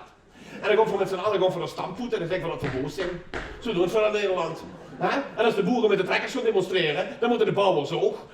Bob, Scoop, Beu en Missy, die moesten ook gewoon demonstreren. En die gingen dan allemaal met vrachtwagens en shovels en zo gingen ze allemaal op weg naar Den Haag. Weer puinhoop in het land, want we gingen demonstreren. Zelfs de KBO, de Katholieke Bond voor Ouderen, die hebben ook aangekondigd dat ze gaan demonstreren. Die gaan ook naar Den Haag met de rollator. Zie gewoon ook, ze zijn gisteren vertrokken en komen 14 april aan.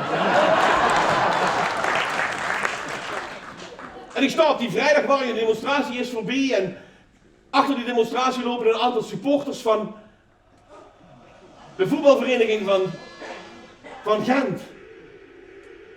En die staan zo tegen het beeld van Achtervelde aangeduwd en ze gaan zo langzaam om me heen staan en realiseren zich doorsteeds de nacht. Mopkes, mopkes, mopkes, roepen de supporters. Vertel ons mopkes. Maar ik kan geen grappen vertellen over sport. Ik heb totaal geen verstand van sport. Dat Zuidgeraan dit afgetraind, dat lief is lief. Ik heb voor de ballen geen verstand van sport, echt niet. Dus dan ken ik het niks in. Ik zeg, ja, ik ga natuurlijk dan met misschien dat we toch even de Oranje Leeuw winnen. Ja? Ja, oh, ja, ja, oh, ja. Ja, dat is een heel klein hartje door, hè, ja. Nou, dit zijn dan Oranje Leeuw. Handballen vooral nog. Dit zijn alle foto's die ik van vrouwensport kan laten zien in het kader van het vrouwenquotum. Maarten van der Weijden, dat vind ik wel een bijzondere vent. De zaakboer voor Zund is natuurlijk vreselijk en fantastisch, maar dat deed toch niet van, dat we dat natuurlijk maar. Maar Maarten van der Weijden heeft de Elfstedentocht gezwommen. Dat is knap, dat is knap. En toen aan het einde kwam, en die poging dat het gehaald had, kwam over het water en wordt in Nederland onthaald als de Messias. Ik denk, ja, als ze de Messias is, hou ze de Elfsteden toch over het water kunnen lopen, hè? Maar ik heb niet veel verstand van sport, ja. Misschien is dat mensen die fietsen leuk vinden, die fietsen een beetje gevolgd hebben. Dit is de Jumbo-Visma-ploeg, Jumbo supermarkt. En er ging vorig jaar afgelopen jaar in de Tour ging het fout. En als je gezien hebt, Jumbo, hè, de Jumbo-ploeg, dan fietste in de midden, de hoogst Laurent de Plus.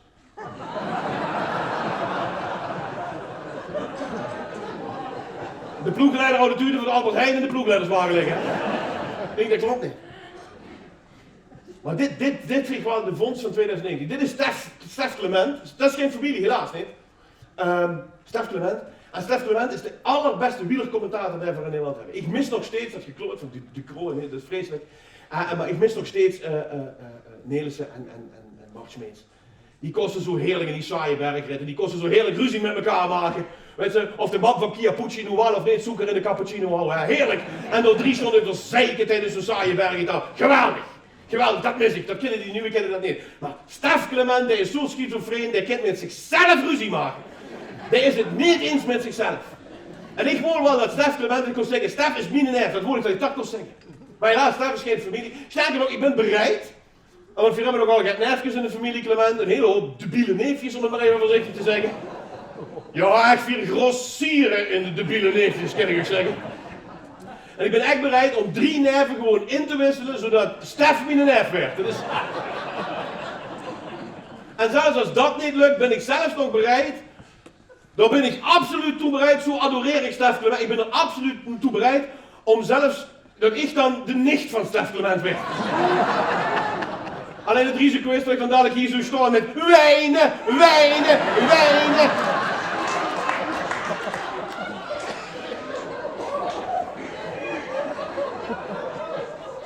Het is de eerste keer in Nederland dat de televisiering niet alleen meer onder de ringvinger gelagen werd.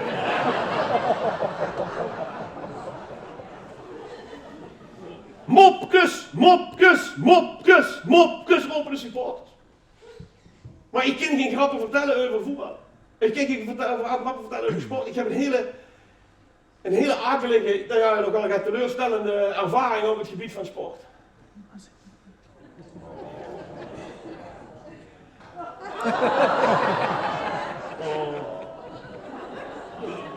Ik word...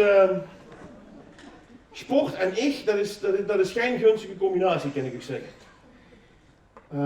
Zelfs vroeger op de lagere school, weet je, zoals er zo groepjes gemaakt moest, of teams gemaakt moest werden met gym. We waren altijd de laatste die gekozen wordt. We houden zo'n Palestijns uitwisselstudentje over. Dat was zwaar astmatisch en zo in een rolstoel. En daar wordt nog immer eerder gekozen dan...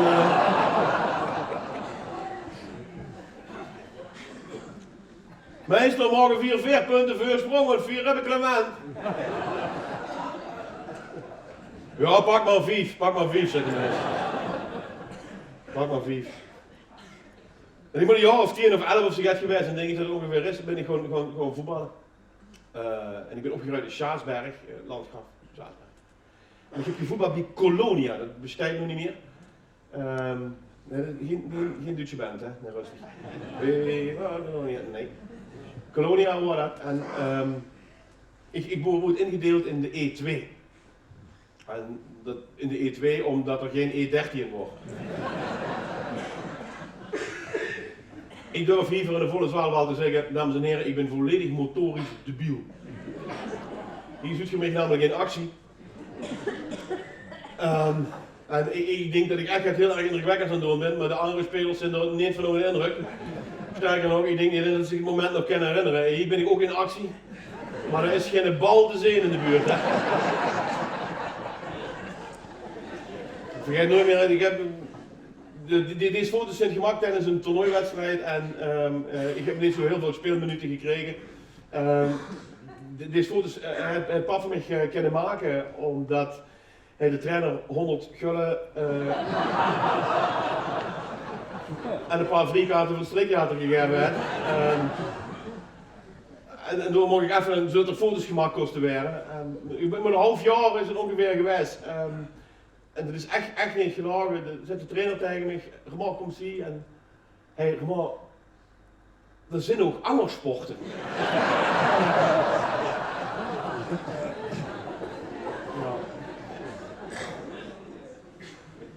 En dus, ja, ik denk dat morgen wat met muziek of zo gaan doen, dus ik denk gewoon naar de harmonie en ik wil graag saxofoon spelen. Ik heb een prachtig instrument, saxofoon. En ik kom bij de meneer die de instrumenten beheerde en hij zei, hey, saxofoon, prachtig instrument. En ik kijk zo in het hok, hoe het instrument loopt. Maar trompet is ook het vurig. Want dat wordt het enige instrument dat er nog loopt. En ik heb 2 jaar lang heel druk trompetlessen heb ik gehad, maar ik kan je voorstellen dat met mijn karakter een kwart rust is dat voor mij al heel erg veel. En bij muziek moesten dingen afspreken en die toon houden, dat vind ik ook heel erg lastig, vroeg er maar die jongens erachter. Dat vond ik heel erg moeilijk.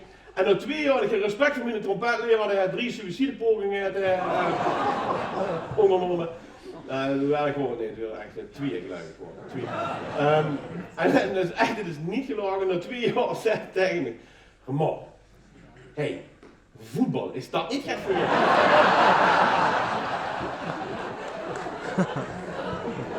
Echt gebeurd. Sterker nog, ik durf het hier wel te vertellen, ik ben even nog Limburgs kampioen taekwondo, ook nog. Ja, zo is er niks meer van, maar dit is echt waar. Ik hou het vuil gewicht voor mijn lengte. En ik vulde nog wel een vierkante meter op.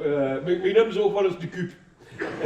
En dat ik niet met rums ben geleverd ben is een wonder. Echt, dat is, maar goed, zo'n blok ding is. En dan vult ze in een bepaalde gewichtscategorie bij taekwondo. En dan dus worden niet heel veel tegenstanders worden. Dus dan wordt meteen nog de finale, want er worden maar 2. En ik vergeet nooit meer, ik stond nog te wachten. En toen kwam de tegenstander die het opdagen en wordt het Limburgs kampioen.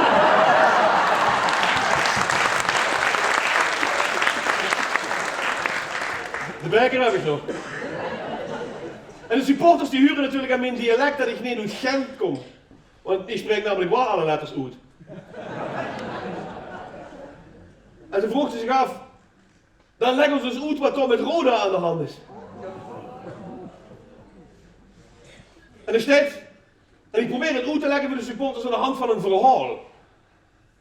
Ik sta in een frituur.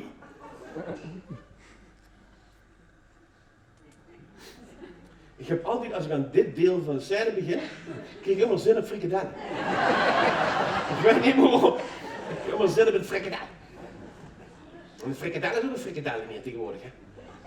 Frikadel is een frikadel niet meer. Hè? Voor allerlei. Je weet allemaal, Joep van het Hek heeft ons geleerd. Hè? Frikadel is het gemak van. Neem eens durven te zeggen, zal ik het roepen?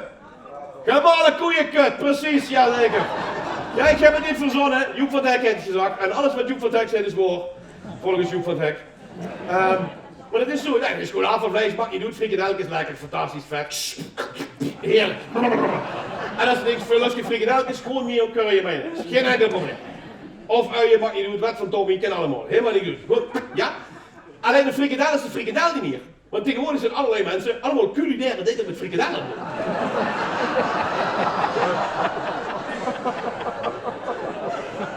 En nee, hoe natuurlijk, hè. Ik heb dit plaatje heb ik niet zelf gemaakt, hè. Dit is de kerstfrikandel.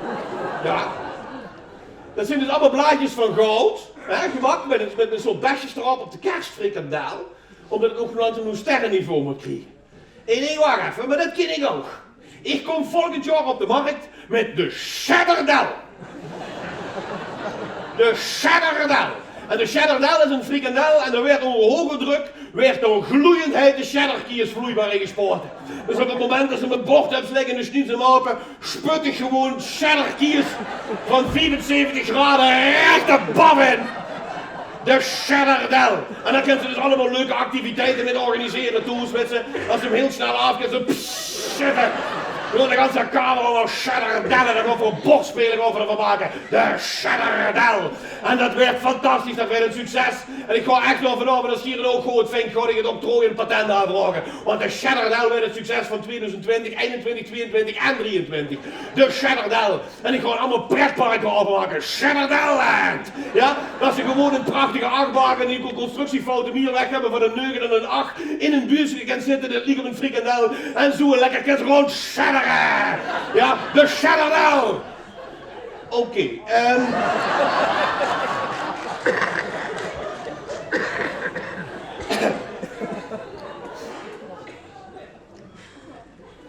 er staat een man in een frituur. De arm, wiet, oedijn, hangend over de vitrine, kijkend naar de diverse snacks. De kleuren verrooien van welke club het is.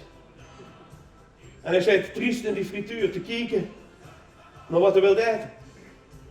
Hij had ontzettend zin om een stukje pittige haks, maar naar zei ik met de La Vega durfde geen Mexicano meer te bestellen.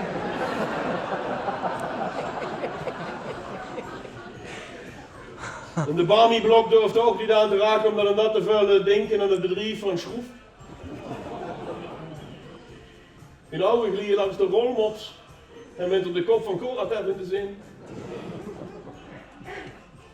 Hij vulde in zijn tasje van de trainingspakken hoeveel munten er nog heeft en hij kijkt, het is net niet genoeg voor de gifbeker. Het was zijn clubje.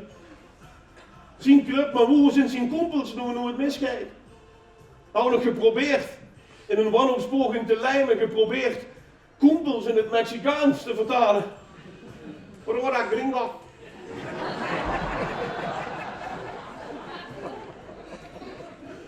En een tafeltje, een stukje weer op in de cafetaria zitten 2 lui aan een tafeltje. Ze moesten daar in de club van maken. Zei, dat had ik al gezegd, in de club van maken. FC Kerkroo.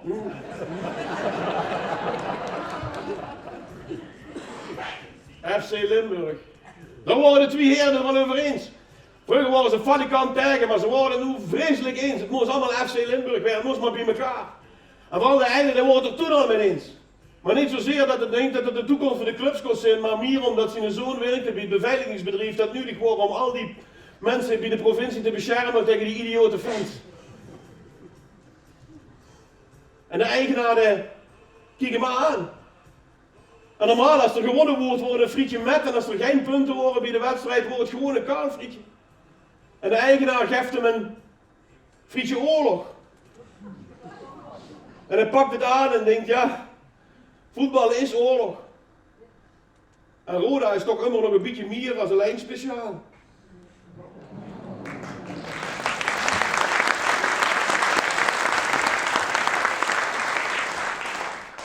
Ik sta voor de Koninklijke Schouwburg van Gent en ik voel dat ik op moet. Ik loop naar binnen, in dat fantastische theater. En ik moet op. Maar er schiet me niks te binnen.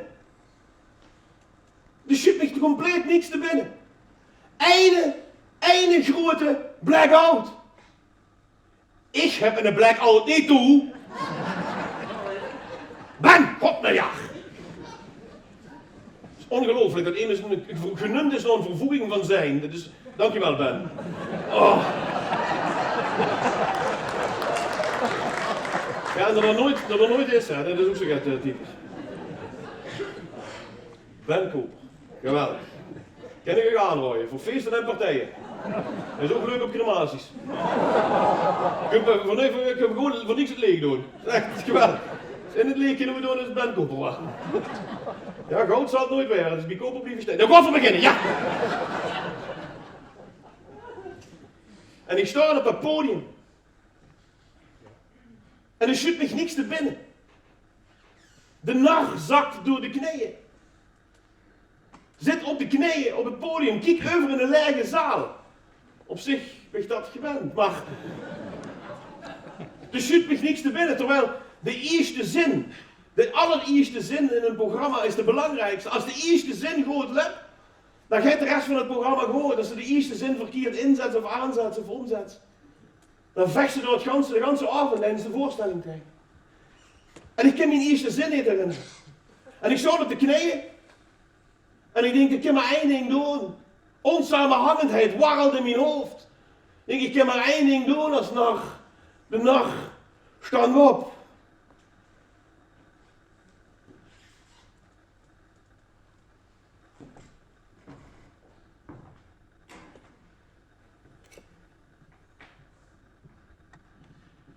Ja, ik heb nog wel een beetje een raar gevoel voor humor. Dat, ja, moet meteen even doen, dat je denkt, ik moet een beetje misschien verontschuldigingen meteen aan.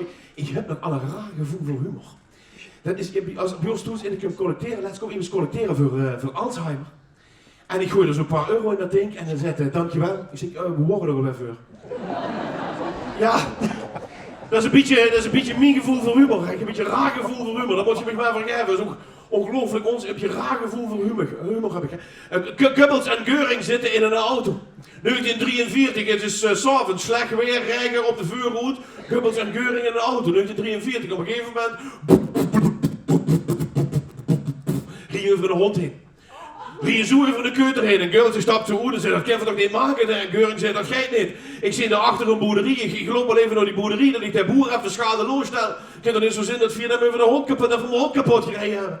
En Göring gaat daar naar binnen en Goebbels wacht in de auto, een kwartier, half uur, 3 kwartier, een uur, een kwartier, 1,5 uur. Goebbels zei, ik ga toch eens even kijken. En dan liep zo langzaam naar die boerderie toe, deed de deur op en hij ziet wat er naar binnen zit. Een champagne en een vies en een trekzak en leuk en muziek. En zegt, wat is hier god nou ja aan de hand? Ja, zegt Göring, ik weet het ook niet. Ik kom binnen, ik zeg, Heil Hitler den hondenstoot. En dan bent je wel vies.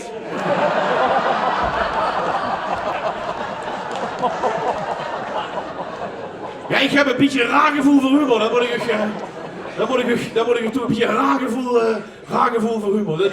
Dat zijn over dingen die mij dan weer opvallen, waar ik denk, een beetje een raar gevoel voor humor heb ze dan. Hè? Dat wordt het moment van de zoon van Femke, toen Femke burgemeester van Amsterdam wordt. Ja, dat de zoon zegt, zo bij de inauguratie, toen ze burgemeester wordt, dat de zoon zegt, wat haal je op de hals, man? Ja, dan snap ze ook dat hij dan nog met een pistool over een woonboot gaat zitten vliegen. En dat verzint ze dan toch niet, hè? Dat Femke dan snapt waarom een roman zo met de van achter hit, hè? Oei, dan begrips. Ja, dat zijn allemaal dingen die mij opvallen. Ik weet, ik heb een raar gevoel voor humor. Nog niet zo lang geleden wordt op Curaçao de stroom uitgevallen. Een stroom uitgevallen, hartstikke duur op Curaçao. En dat noemden ze een blackout. Ik mocht dat dan wel nog, hè? De Zwarte Piet mocht niet, maar een blackout op Curaçao. Ja, Black Friday mag blijkbaar ook nog wel. Ja, ik heb een beetje een raar gevoel voor humor. Raar gevoel voor humor. Een vrouw kwam bij de dokter die zei: dokter, ik schaam me kapot. Ik ben gestoken en ik schaam me kapot. Ja, de dokter mag niet doen. Laat maar even zien hoe we gestoken zijn. Nee, dokter, ik schaam me kapot. Durf het niet doen. Schaam me kapot. Dan wordt nog gewoon even gezien. De dokter wel 20 jaar hoesaars. Ik schrik niet meer zo van: nee, dokter, ik schaam me kapot. Ik schaam me kapot. Laat nog eens even zien hoe we gestoken zijn. Laat me zeggen: nee, dokter, ik schaam me kapot. Hoe zijn er gestoken? Bij de Aldi. Ja, ik heb een beetje raar gevoel voor humor. Raar gevoel voor humor, dat geef ik eerlijk toe. Een beetje raar gevoel voor humor. Het paleis van de koning is recentelijk helemaal verbouwd. En dat heb je meegekregen, ongetwijfeld. En de koning had een baard. Baard, ja zeker. De ganse monarchie had een baard natuurlijk, maar de koning had ook een baard. Ik vind dat Willem-Alexander steeds meer op koning Willem III begint te lijken nu. Hij komt koning Gorilla. Ja, er zijn er altijd nog in de zaal die hem nog gekend hebben, koning Willem III, hè, dus...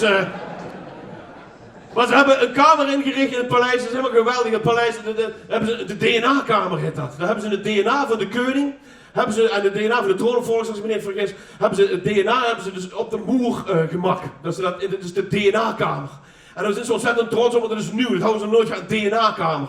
Maar dat is helemaal niet nieuw, in de tijd van Bernhard hong het DNA in de gardinen. Dus...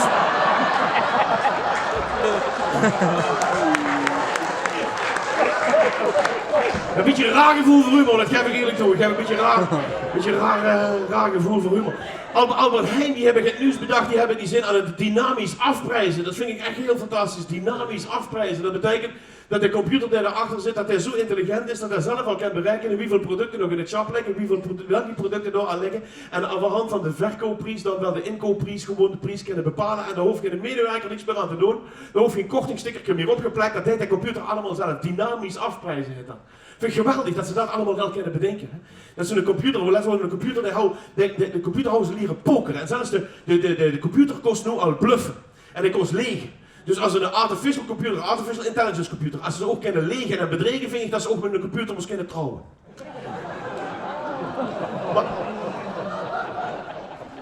Maar dynamisch afprijzen, hè? Dus de prijs werd automatisch aangepast nadat nog wat in het recht ligt en verbeeld de verkeerprijs dan uiteindelijk moet zijn. Dus een computer deed dat allemaal volledig automatisch. Ik denk, als dat principe werkt, dan zou dat ook moeten werken voor Tinder. Dat ze zo al swipen, zo over straat loopt en een foto krijgt en denkt, nou dan moet Geld Bibi die praat. Weet je? Dat is het van tevoren al weet. En we hebben gelukkig in 2020 hebben we geen last meer van allerlei reality-programma's. Daar zitten we gelukkig helemaal vanaf. Dat mag allemaal niet meer. Temptation Island en Love Island en dat soort dingen. Dat blijkt namelijk ongehoord gedrag uit te lokken. Dat is echt nieuw. Dat hadden we niet gedacht dat dat zou gebeuren. Die akelige psychologische experimentjes met veel te domme lui. Die net genoeg IQ hebben om het linker voor het rechter bij te krijgen. Dat is net genoeg IQ dat ze niet in openbaar in de gang pissen. Weet je? Dat is dat volk wat ze daar beëindigen. Maar het mag niet meer. Het zijn ongehoord is het allemaal. Het mag niet meer. Ik hou nog een paar fantastische formats van iWorks. Ik hou een paar fantastische formats. Ik denk misschien moeten ze ook maken. Zo we ons eigen in de buurt. Weet je? Dat is een reality show in de buurt, Max. De Wiekser in de wijk of de debiel in de dorp of dat soort dingen. En de nacht. En daarna viel het stil. Het is inmiddels laat geworden, het is duister. En ik loop door. En loopt de Schouwburg achter me en komt terecht op de begraafplaats van Sint-Amundsberg in Gent. En ik loop langs de graven. Mark Sleen ligt op begraven. Tekenaar van Nero.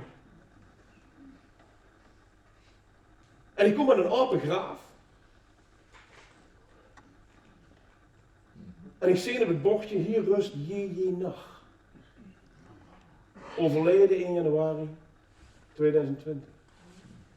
Ik denk, dat moet er nog gebeuren. En dan kunnen de man even me staan en zegt, heb je hem goed gekend?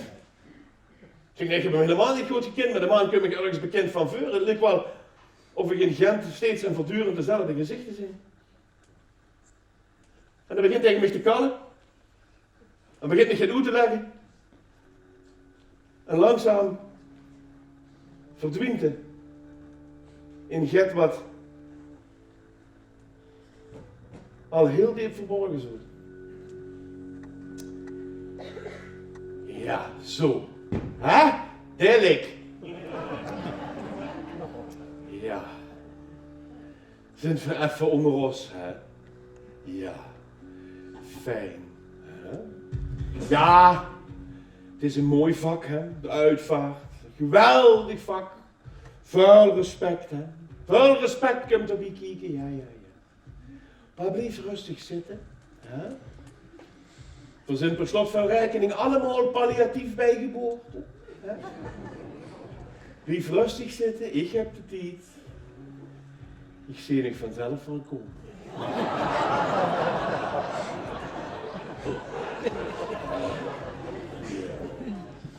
Ah, het is een mooi vak, de uitvaartbranche. We hebben veel werk de laatste tijd in België. Hè?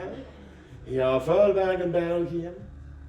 We hebben net zoveel weer ook bijvoorbeeld bij de verkeersongelukken in België. Oh, dat is erg.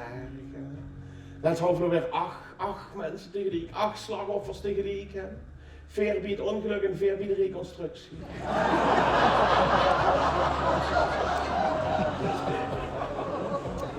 Maar ja, of ze nu 6 of 8 geitjes boedelt, zou ik zeggen, hè, ja. Dat doen we dan geren met respect, hè, ja. Altijd met respect. Ja, de metselaar heeft zo langzaam wel zijn eigen laatste stintje gelach en de boekhouder, die maakt nu ook zijn laatste rekening op, dat zal allemaal vervangen werden, maar het beroep van uitvaarder zal blijven bestaan, maar ik wil er eerst nog steeds dat ik zelf georganiseerd krijg. Ja. En het zit al lang bij ons in het vak en in de familie, hè, het uitvaartvak, hè, ja. 9 generaties inmiddels, hè, 9 generaties. Van vader op zoon, en dan 9 keer. Ja. Wat heel mooi altijd. De vader kwam te overlijden en de zoon kost eerst de factuur sturen. Is bij de 4e, de 6e generatie binnen nog een keer misgegaan, maar de zoon ook had meer geld nodig. En de pap leefde nog, maar die hadden een nonterpap met de shop kapot gehouden.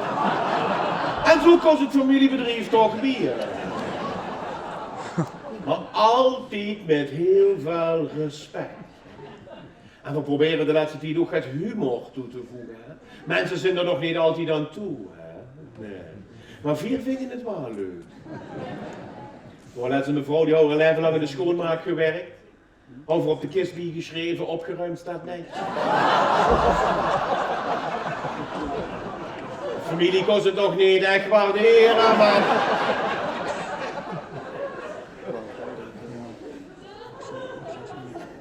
Dat komt wel met haar tijd.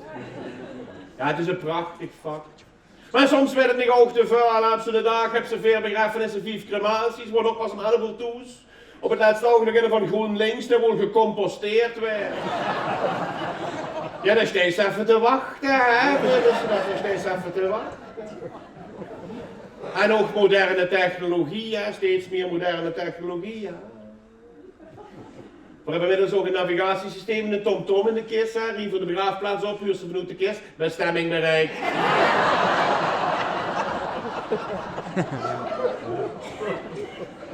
Maar altijd met veel respect, hè. Maakt de gekste dingen met, voor laatst wordt de oma overleden. Nou, riepen leeft niet, prima. Opa wordt er ook heel rustig om, schut zich in een jonge kleur en deed zich een piepje aan. Komt de kleinzoon, gooit een glaas water in het gezicht, zeg, maar dat is hier aan de hand. Ja pap, zag als opa de piep moet geen kreeg Lego. Max dingen met, hè. Max dingen met, ongelooflijk, hè. Maar we proberen steeds meer humor toe te voegen, zodat het leed, de rouw dan toch in die zin, in de positieve zin, geactiveerd werd. Hè. En dat proberen we te doen met grafschriften. Hè. Dus een beetje een luchtig grafschriftje erbij is ook altijd leuk. En als de familie zelf nog geen goed idee heeft op het moment, dan hebben we hier wel advies. Hè. Dus bijvoorbeeld dat pap heel veel gezopen hebben, maar. Hè. Dan kan ze zo met Grafler erbij schrijven. Dag na dag in het café voor zichzelf een gans fus. Houden maar lemonaad gezopen, houden ze ook gezien die bus. Maar altijd met respect. Altijd met. Of als de papa maar achter de vrouw nu aanboren, met zo'n winterpeen ging die heen.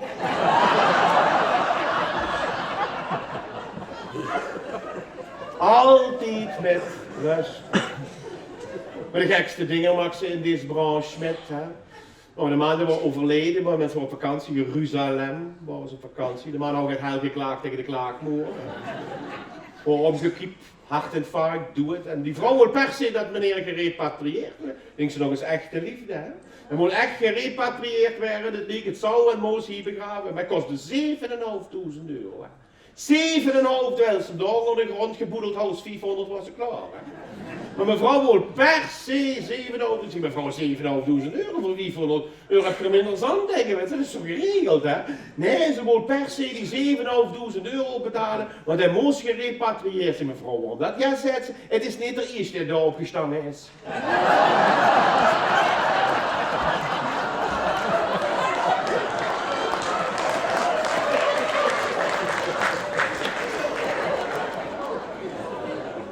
Hakste gekste dingen. Zo, laatst weer in familie, de Schoenman was overleden, ik zit met Hausen. Ja, aan de televisie, ik het sieraden.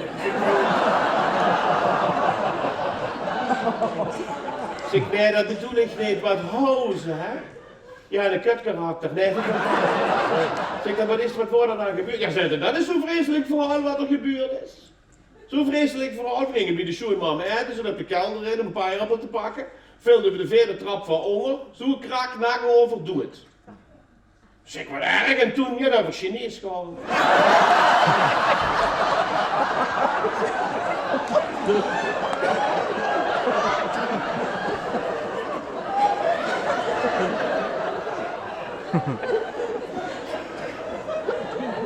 Ja, dat zijn van die dingen, daar ga ik ook kapot aan, hè.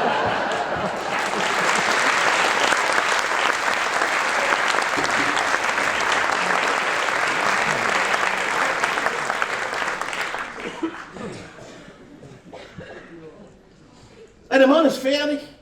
Met zijn verhaal en ik loop door en ik sta voor een grafsteen. En hier is de oudejaarsconferentie. Want dat is wel het probleem over met worstelen. De wereld verandert zo ongelooflijk snel dat we met z'n allen helemaal niet meer kunnen bijhouden. En omdat we de weg kwijt zijn en niet meer snappen precies waarom de wereld moet veranderen en wat ons plaatsje dan in die verandering is, probeer van wanhopig vast te houden aan het. En dat wat we niet kwijt willen, dat nummer van maar traditie of cultuur. Want dat mag niet eens aankomen, dat is van ons, dat is traditie, dat is cultuur. Maar de vraag is of het ons echt te doen is over traditie en cultuur, of zullen we niet toch met z'n allen moeten gewoon toegeven. Met z'n allen eens rustig gewoon toegeven dat die veranderende wereld ons eigenlijk de vlot gaat dat we het gewoon helemaal bijgehouden krijgen. En op het moment dat we krampachtig de wereld gewoon tegenhouden in een verandering, ben ik bang dat vier met z'n allen het onderspit derven. Dus ik zou zeggen, gooi het weg. Gooi het af. Verander met. En dat betekent ook dat we de oudejaarsconferentie, dat we die ten ruste mogen leggen. Want de oudejaarsconferentie is de laatste die als een traditie bestempeld zou willen werden. Beste dames en heren, ik wens ik voor 2020, 2021 en nog lang daarna heel veel bul om in de lucht te houden. Dankjewel.